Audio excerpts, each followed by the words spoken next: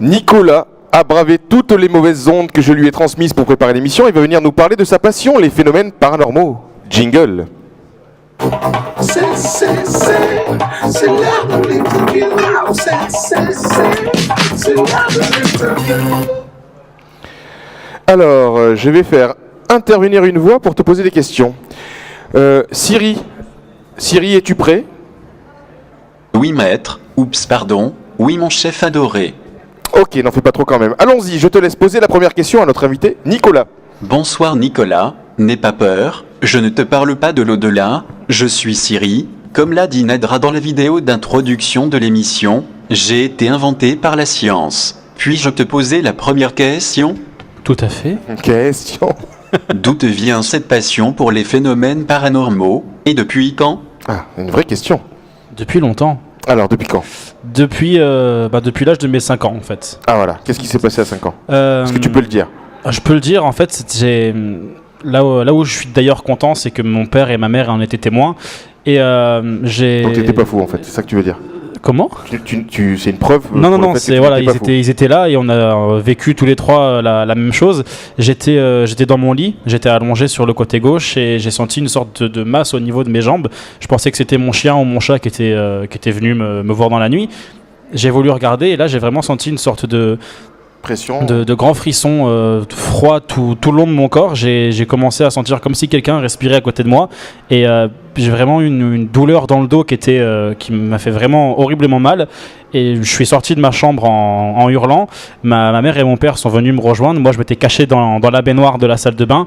Mon père m'a demandé ce qui s'était passé et moi première chose que j'ai dit, c'est qu'il y avait quelqu'un qui était dans ma chambre, quelqu'un qui était rentré dans ma chambre.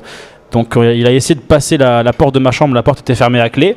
Et j'ai commencé à pleurer, à dire à ma mère que j'avais mal au dos. Elle m'a enlevé mon pyjama et comme j'étais jeune, j'avais encore les pyjamas en grenouillère, donc un pyjama unique. Et en fait, elle m'a enlevé mon pyjama et j'avais des griffures dans le dos. Et c'est même allé assez loin parce qu'on est allé chez le médecin et en fait, le médecin a pensé que je me faisais battre par mes parents. Donc il y a même eu la police qui était là, qui m'ont demandé si mes parents me battaient parce que le médecin a dit que j'avais des griffures de main adulte sur le dos. Ah bah dis donc, donc oui. Voilà. Donc c'est depuis cet âge-là que tu t'es dit je vais m'intéresser un peu à ce qui se passe. Voilà, tout à fait. Bon. Siri, une autre question? Oui, maître. Nicolas, qu'est-ce qu'un phénomène paranormal? C'est une bonne question pour commencer déjà, Alors, pour qu'on parte tous sur les mêmes bases en fait. C'est ça, il y a beaucoup de gens qui ne savent pas ce qu'est le paranormal. Ils mettent tout ça par rapport aux fantômes et shows et tout ça, mais c'est pour ça que j'ai mis un Ghostbuster t-shirt. Il n'y a absolument pas le mot fantôme dans paranormal. Un phénomène paranormal, c'est un phénomène qui s'est produit, donc c'est un phénomène existant, qu'on n'arrive pas à comprendre et qu'on n'arrive surtout pas à recréer d'une manière scientifique, logique ou naturelle. Jésus par exemple. Non, c'était une petite boutade. Ok, donc là, au moins, tout le monde est calé sur le phénomène paranormal. Siri, une autre question? Peux-tu nous décrire comment se passent tes enquêtes? Et je rajouterai même, est-ce que tu as des objets à nous montrer pendant tes enquêtes? J'ai pas mal d'objets, il y en a que j'ai mis juste derrière, là. Alors, vas-y, parle-nous de cet objet qui est sympa. Donc ça, c'est le vrai nom, ça s'appelle PSB11. C'est moins sexy, voilà. Voilà, le nom plus fun. Plus dans le paranormal, c'est Ghostbox. En fait, c'est juste une radio, sauf que ça brasse le bruit blanc. Le bruit blanc, c'est les fréquences très chiantes quand on passe dans un tunnel et que ça fait kshh. Voilà, c'est juste ça. Donc là, si je l'allume, vous allez entendre juste ce bruit blanc. Et en fait, ça... Ouais, on va l'écouter.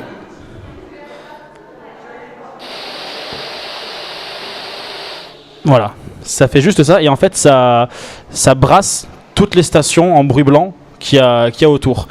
On pense qu'une entité donc, est constituée d'énergie et on pense qu'elle est capable de parler avec cet appareil-là. Ouais, et comme tu nous disais tout à l'heure, pour l'instant, tu t'en es pas encore vraiment servi. Pour le moment, honnêtement, je m'en suis déjà servi, j'ai rien eu. T'as rien eu. Mais tu as de l'espoir qu'un jour, il y ait quelque chose qui... Peut-être. La radio, quoi, en fait. On fonctionne qu'avec des peut-être, de toute manière. Tu vas peut-être capter la FM un jour. Qui sait? Qui sait? Ensuite, là, donc ici et là, ce sont juste 2 caméras. D'accord. Donc une GoPro qui a son utilisation, donc c'est une GoPro nocturne, donc elle est faite uniquement pour voir dans le noir. D'accord. Et juste à côté, c'est une caméra qui elle aussi a la fonction nocturne, mais c'est une caméra qui est donc semi-professionnelle. Et je préfère dépendre. Zoom, elle est un peu stabilisée, j'ai vu. Voilà, j'ai un zoom qui va jusqu'à 50. Il y a le stabilisateur d'image intégré, j'ai le zoom audio intégré. Donc quand il y a du bruit, la caméra est capable de me dire s'il vient de Zoomer, gauche, de droite, en haut, de derrière ou de devant. Donc ça c'est pas mal utile quand je me balade dans une maison et j'entends un bruit, je sais d'où vient le Parce que bruit. voilà, donc tes enquêtes. Maintenant, pour résumer les enquêtes, en fait, toi, on te contacte. C'est ça. Voilà, moi, par exemple, chez moi, j'ai des phénomènes bizarres, on va dire. Et du coup, je sais pas trop ce qui se passe. Qu'est-ce que je fais? Je tombe sur ton site, enfin, sur ta page Facebook C'est ça. ou sur une vidéo que j'ai vue de toi sur YouTube, donc ERPI Paranormal. Je te contacte et là, toi, tu viens et tu vas essayer maintenant de voir si ce sont des vrais phénomènes paranormaux ou si c'est juste du vent, une fenêtre mal fermée, Voilà. etc. Moi en fait mon rôle c'est vraiment entremetteur. Ça veut dire que je vais pas chez les gens en leur disant qu'il va se passer quelque chose. Il peut très bien ne rien se passer. Je leur explique aussi, comme tout à l'heure, qu'est-ce que c'est que le paranormal, qu'est-ce que c'est qu'un phénomène paranormal.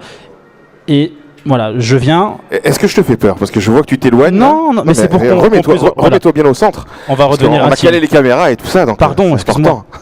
Donc voilà, moi j'ai vraiment le rôle d'entremetteur. Ça veut dire que je vais pas arriver avec des réponses chez les gens. Ils viennent, ils me disent voilà, il se passe tel phénomène, et moi je suis là pour trouver une cause naturelle à ces phénomènes-là.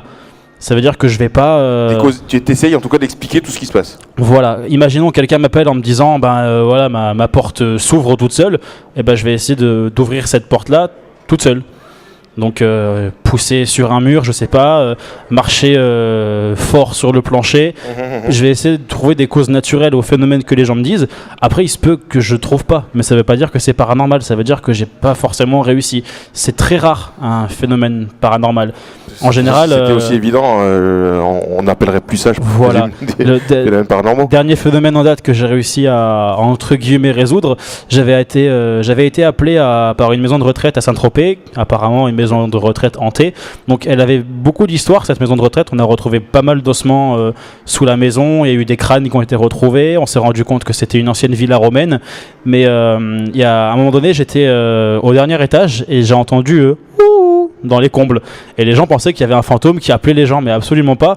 Quand je suis monté dans les combles, il y avait un nid de chouette. Et en fait, on entendait juste la chouette qui faisait ouh. Voilà. J'étais pas loin avec moi hibou. C'est ça. Mais voilà, c'est vraiment pour dire aux gens, tout n'est pas lié au paranormal. C'est vrai que ça fait peur, c'est vrai qu'on se pose des questions, mais dans 90% des cas, c'est... Alors, moi, je suis allé voir sur ton site, sur ta page YouTube, et je me suis tapé des enquêtes complètes, puisque tu en as plusieurs, et c'est vrai que c'est intéressant, c'est marrant, tu filmes ça de façon presque en immersion, donc on a vraiment l'impression d'être avec toi, donc ça, je trouve ça vraiment intéressant. Juste pour terminer avec ce petit objet là qui est sympa, qui est tout coloré. Voilà, quand on l'allume. Le détecteur K2. Voilà. Donc lui, tu me disais qu'il est sensible en fait aux ondes magnétiques. Voilà. Donc là, si on le passe comme ça, il devrait y en avoir un peu, mais il n'y en a pas. Non, il y en a un peu. Plus vers la grosse table là-bas. Voilà. Parce qu'en fait, à la base, c'est un matériel d'électricien. C'est fait pour quand il y a des murs, en général, ils mettent ça pour éviter de percer sur un câble et de se prendre une châtaigne. Voilà. Et en fait, ça marche pour les enquêtes dans le paranormal, vu qu'on pense qu'une entité s'est constituée d'énergie électromagnétique. Si jamais. Du coup, tu peux le... En revanche, j'ai déjà eu des résultats.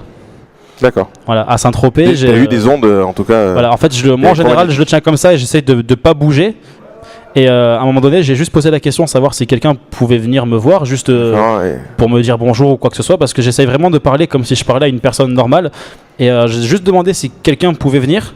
Et j'ai juste une LED qui s'est affichée, donc je dis pas que c'était un esprit, je dis juste que ça m'a fait sourire de voir que quand j'ai posé la question, j'ai eu une réponse très vite, mais c'est reparti très vite. Donc voilà, est-ce que c'était une entité, est-ce que c'était une présence, est-ce que c'était rien du tout, je sais pas, mais je sais que j'ai eu un petit frisson quand alors j'entends dans mon oreillette que Siri veut te poser une autre question. Ah, j'écoute Siri. Siri, je te laisse la parole.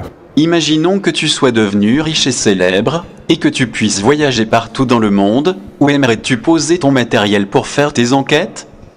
Ah, ça c'est une question intéressante. Si tu pouvais te déplacer où tu veux, je présume qu'il y a des endroits, des lieux un peu mythiques. Il y a des endroits qui sont très connus. Moi, j'avoue que je fais pas dans le connu.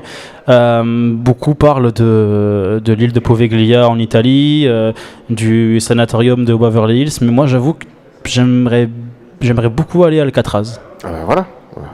Donc tu ferais une enquête sur... Sûrement à Alcatraz, oui. Intéressant. Siri, nous sommes au Cop Cinéma.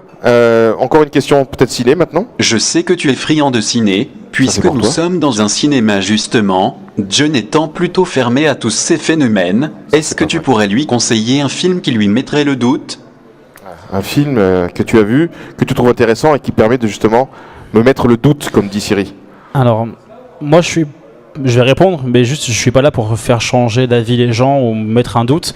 En tout cas, un film intéressant. Il y a un film qui c'est pas forcément les phénomènes paranormaux, c'est plus tout ce qui est les extraterrestres ou des choses comme ça. Mais en fait, c'est comment le film a été tourné que j'aime beaucoup. Je me rappelle plus du titre, mais je crois que c'est Phénomène paranormal ou paranormaux. Mais c'est avec Mila Jovovich et où elle joue le rôle d'une psychologue qui part en Alaska. Parce que l'autre psychologue est décédé d'une manière étrange et les habitants en fait voient tout le temps une chouette blanche à leur fenêtre. Ça leur fait faire des cauchemars horribles. Et en fait, ce qui est de comment j'aime le film, c'est que c'est tiré de faits réels. Et en fait, quand il y a des séances d'hypnose ou des choses comme ça, parce qu'elle est psychologue et hypnothérapeute, en fait, l'écran se coupe en deux et on voit le film réel et le film tourné. Et en fait, les vraies images et les c'est cette approche-là que j'aime beaucoup. Et Alors, c'est comment Ça s'appelle Phénomènes paranormaux, c'est ça. Voilà. Et franchement, c'est un spécialiste ciné. C'est un film qui est Merci Google. qui est super sympa à regarder. Siri, est-ce que tu as quelque chose à ajouter à Nicolas?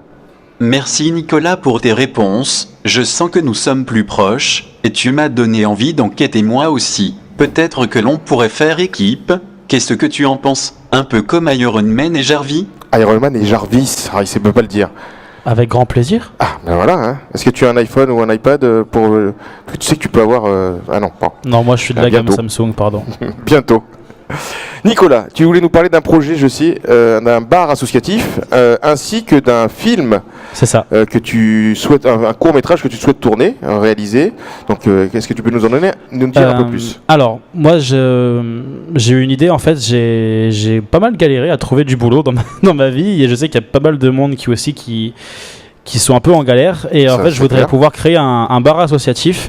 Et je voudrais pouvoir embaucher des personnes qui sont dans le besoin. J'aimerais pouvoir embaucher des personnes qui sont sans domicile fixe, des étudiants qui ont leur diplôme mais qu'on n'accepte pas. Boulot, ouais. Et le dernier petit point, c'est un peu plus poussé. Je voudrais pouvoir embaucher des prisonniers en liberté conditionnelle à qui on refuse de donner un emploi parce que ils ont fait des bêtises. On a tous fait des bêtises. Hein. Et donc voilà, ce serait ouvrir un bar et pouvoir embaucher ce type de personnel-là. C'est une super initiative. Et donc si on te contacte, toujours pareil, sur la page Facebook, sur la page message Facebook, privé voilà. ou directement sur YouTube. En tout cas, ce sont des initiatives qui sont très intéressantes. Voilà. Et pour le petit film, j'ai jamais vu en fait de films d'horreur qui m'ont vraiment fait oui, c'est ce que tu peur. disais. Ouais. J'ai jamais vu de films d'horreur qui m'ont vraiment mis l'eau à la bouche ou des choses comme ça. Et j'ai eu une idée de me dire pourquoi je ferais pas mon film à moi d'horreur. Un court métrage un peu sympa. Voilà. Donc là, pareil, s'il y a des acteurs, des cadreurs, qui te contactent. C'est ça. Bon, super. Je sais que tu es venu avec une planche. Alors, je ne connaissais même pas quand tu m'en as parlé. Je connaissais même pas le nom. Une planche Ouija, c'est ça? C'est ça. Et donc, ce soir, nous allons faire gagner cette planche. Alors, comment c'est? Oui, voilà. Hop. On la met comme ça. Comme ça, la caméra le voit. Donc c'est une planche qui nous vient d'où? C'est une planche qui vient d'une boutique avec qui on est partenaire associé, qui s'appelle Le Calice, qui est au 1 rue Barbéris. Voilà, donc pour ceux qui connaissent, c'est à côté du restaurant. C'est ça, le moulin... Non, le petit moulin, Fred? Le moulin... Non, Moulin Enchanté? Le quoi? Moulin Enchanté. Moulin Enchanté, voilà. Non, on est allé souvent. Pardon. Et devant la boutique, il y a une armure. Il y a une grosse armure, voilà. Ça s'appelle Richard d'ailleurs. D'accord, je ne savais pas, enchanté Richard, la prochaine fois que je la rencontrerai. En tout cas, dans cette boutique-là, donc c'est cette boutique qui nous fait gagner. C'est ça. Donc pour gagner, c'est très simple. Il suffit de liker la page de ERPI Paranormal, de liker la page de Noobs, et on fera un tirage au sort dans une semaine, et on dévoilera le nom de l'heureux gagnant qui viendra rechercher sa planche Ouija. Alors qu'est-ce que c'est qu'une planche Ouija? Est-ce que j'aurai le droit de jouer? Tu as le droit de jouer, évidemment, bien sûr que tu as le droit de jouer. Mais je crois que tu as déjà liké les pages, toi. Oui, voilà, tout à fait. Alors, qu'est-ce que c'est que cette planche Ouija? Alors, on va dire, c'est une planche ésotérique, c'est une planche qui est capable de faire en sorte qu'on puisse rentrer en communication avec une quelconque quantité. Juste une petite aparté, il y a une personne sur mon Facebook, je préfère le dire, Oui. qui m'a dit que c'est pas malin de faire gagner une planche Ouija Ah. parce que ça peut être dangereux. Et je lui ai juste répondu qu'une voiture c'est aussi dangereux. C'est pas le matériel qui est dangereux, c'est la Ce qu'on en personne, fait. C'est ce qu'on en fait. voilà, c'est ce qu'on en fait. Donc oui, une planche Ouija c'est dangereux, mais une voiture c'est dangereux aussi. Et, Alors on est d'accord qu'une planche Ouija, en fait, ça, parce que moi je me rappelle quand j'étais plus jeune, je pense que tous les adolescents l'ont déjà fait. Je me rappelle que moi je mettais des lettres C'est ça. autour et que avec un verre, on mettait tout le monde les doigts sur un verre et c'est ça. c'est le même principe. Voilà, en fait c'est le même principe, à savoir comment ça marche une planche Ouija. Imaginez qu'il y a plein de routes en Mhm. parallèle. La planche Ouija va prendre toutes ces routes-là et va en créer qu'une seule. D'accord. Ça veut dire que Elle centralise en fait tout ça. ça centralise.